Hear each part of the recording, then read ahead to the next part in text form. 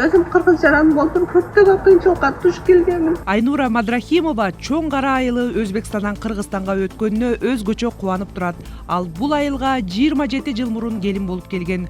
Маркум жолдошу деле кыргыз, бирок өзбек жараны болчу. Бирок Айнурага өзбек жарандыгы берилген эмес, мунун азабын далай тарткан. Башкан сиз кыргыз жаран экенсиз, бирок ичиңиздеги бала Өзбекстан жаранын баласы деп кабыл алыш учетко турушса өтө татаал болгон.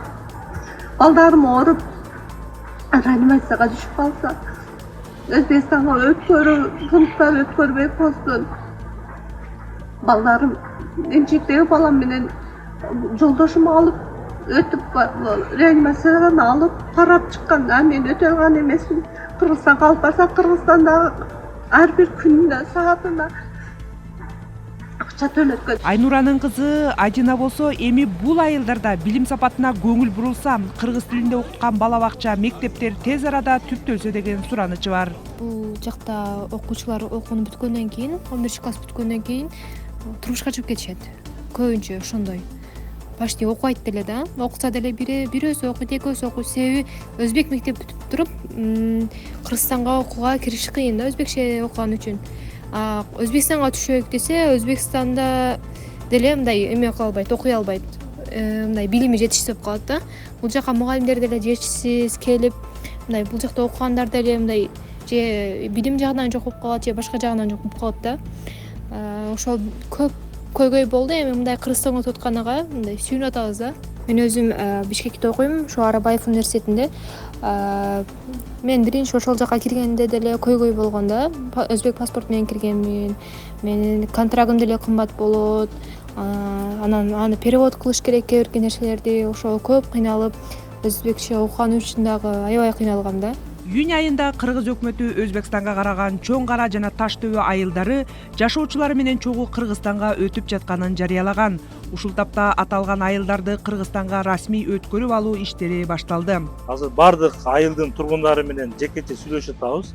Өзбек мамлекетинде калабы же Кыргыз мамлекетинин жарандыгын алабы? Ар бир менен сүйлөшүп өткөндө биринчи биз жарандык беребиз. Жарандыкты берип бүткөндөн кийин калган үйүн документи, жердин документи, айдоочулук күбөлүк машиналардын документин этап менен Кыргызстан мамлекетине өткөрүп алабыз. Чоң Кара жана Таш Төбө айылдарында жалпысынан 2,5 миңдей киши жашайт. Негизинен кыргыздар байырлаган кыштактар. Кыргызстан Чоң Кара жана Таш Төбө айылдарынын ордуна Өзбекстанга чек ара тилкесинен тең-метең жер бөлүүгө макул болгон. 2 ай биз өткөрүп алдык. Ордуна жер бердик. Канча гектар ошончо жер берет. Алардын Рустам деген районуна жакын жерден беребиз. Ошол чек арабыз бар. Эми Масүй деген ошол чек ара жаппашчан. Жай кара жерлерди бергенбиз.